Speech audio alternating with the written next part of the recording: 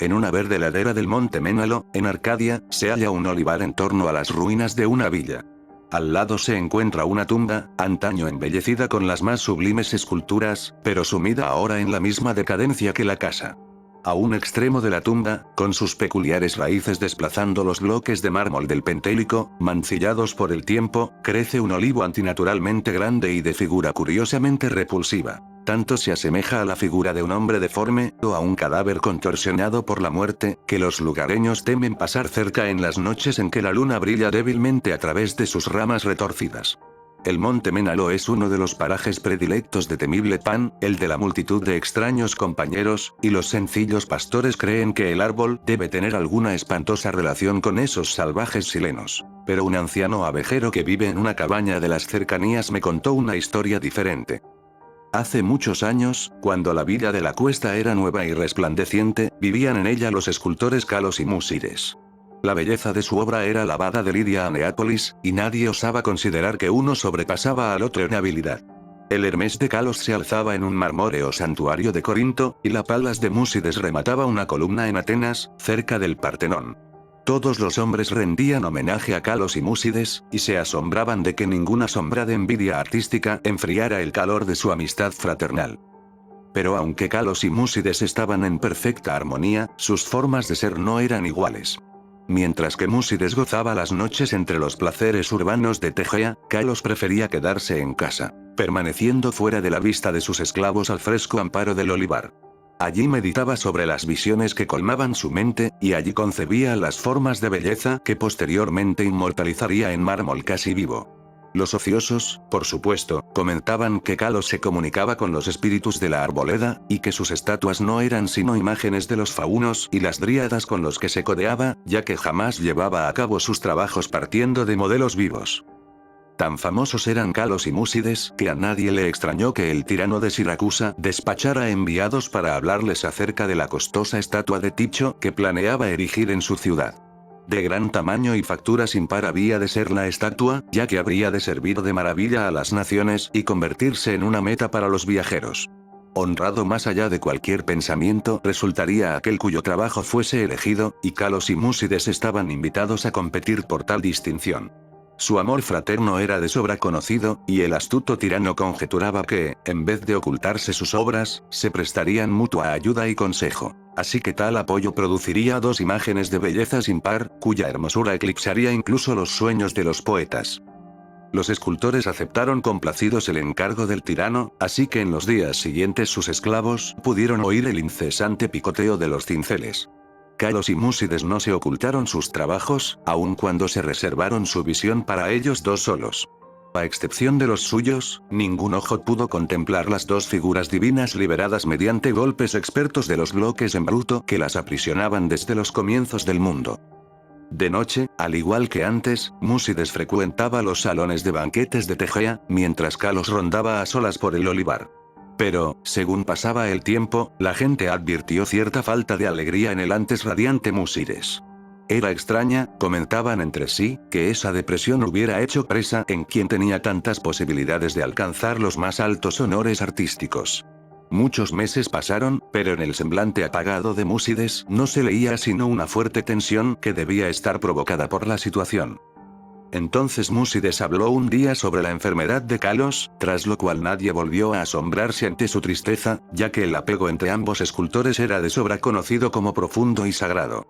Por tanto, muchos acudieron a visitar a Kalos, advirtiendo en efecto la palidez de su rostro, aunque había en él una felicidad serena que hacía su mirada más mágica que la de Músides, quien se hallaba claramente absorto en la ansiedad, y que apartaba a los esclavos en su interés por alimentar y cuidar al amigo con sus propias manos.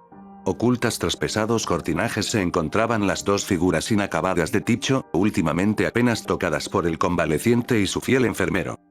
Segundes mejoraba inexplicablemente, más y más, a pesar de las atenciones de los perplejos médicos y las de su inquebrantable amigo. Kalos pedía con frecuencia que le llevaran a la tan amada arboleda.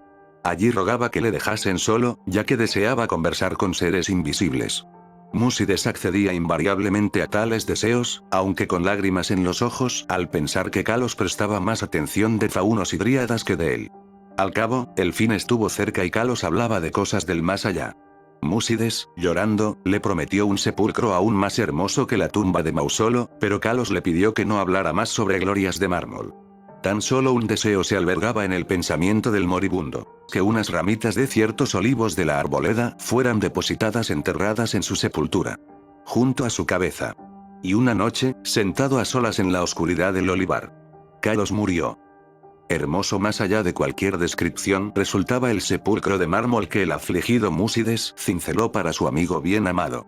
Nadie sino el mismo Kalos hubiera podido obrar tales bajorrelieves, en donde se mostraban los esplendores del Elíseo. Tampoco descuidó Músides el enterrar junto a la cabeza de Kalos las ramas de olivo de la arboleda. Cuando los primeros dolores de la pena cedieron ante la resignación, Músides trabajó con diligencia en su figura de Ticho. Todo el honor le pertenecía ahora, ya que el tirano no quería sino su obra o la de Kalos. Su esfuerzo dio cauce a sus emociones y trabajaba más duro cada día, privándose de los placeres que una vez degustaría. Mientras tanto, sus tardes transcurrían junto a la tumba de su amigo, donde un olivo joven había brotado cerca de la cabeza del yacente. Tan rápido fue el crecimiento de este árbol, y tan extraña era su forma, que cuantos lo contemplaban prorrumpían en exclamaciones de sorpresa, y Músides parecía encontrarse a un tiempo fascinado y repelido por él. A los 3 años de la muerte de Kalos, Músides envió un mensajero al tirano, y se comentó en el ágora de Tegea que la tremenda estatua estaba concluida.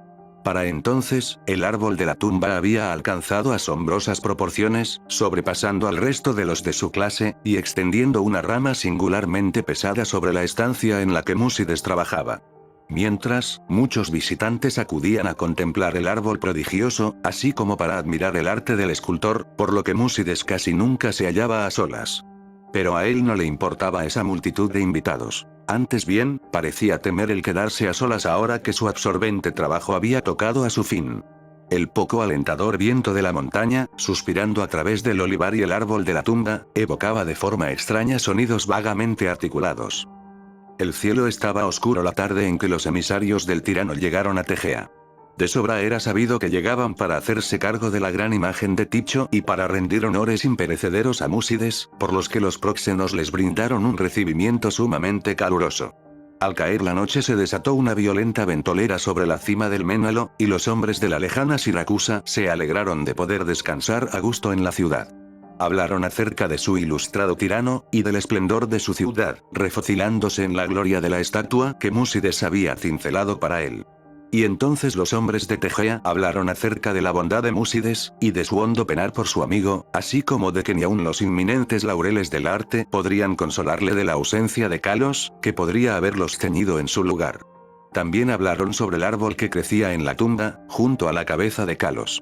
El viento aullaba aún más horriblemente, y tanto los siracusanos como los arcadios elevaron sus preces a Eolo. A la luz del día, los próxenos guiaron a los mensajeros del tirano cuesta arriba hasta la casa del escultor, pero el viento nocturno había realizado extrañas hazañas. El griterío de los esclavos se alzaba en una escena de desolación, y en el olivar ya no se levantaban las resplandecientes columnatas de aquel amplio salón donde Músides soñara y trabajara. Solitarios y estremecidos penaban los patios humildes y las tapias, ya que sobre el suntuoso peristilo mayor se había desplomado la pesada rama que sobresalía del extraño árbol nuevo, reduciendo, de una forma curiosamente completa, aquel poema en mármol a un montón de ruinas espantosas. Extranjeros y tegeanos quedaron pasmados, contemplando la catástrofe causada por el grande, el siniestro árbol cuyo aspecto resultaba tan extrañamente humano y cuyas raíces alcanzaban de forma tan peculiar el esculpido sepulcro de Kalos. Y su miedo y desmayo aumentó al buscar entre el derruido aposento, ya que del noble Músides y de su imagen de Ticho maravillosamente cincelada no pudo hallarse resto alguno. Entre aquellas formidables ruinas no moraba sino el caos, y los representantes de ambas ciudades se vieron decepcionados. Los siracusanos porque no tuvieron estatua que llevar a casa. Los tegeanos porque carecían de artista al que conceder los laureles. No obstante, los siracusanos obtuvieron una espléndida estatua en Atenas, y los tegeanos se consolaron erigiendo en el ágora un templo de mármol que conmemoraba los talentos, las virtudes y el amor fraternal de Músides. Pero el olivar aún está ahí, así como el árbol que nace en la tumba de Kalos, y el anciano abejero me contó que a veces las ramas susurran entre sí en las noches ventosas, diciéndose una y otra vez: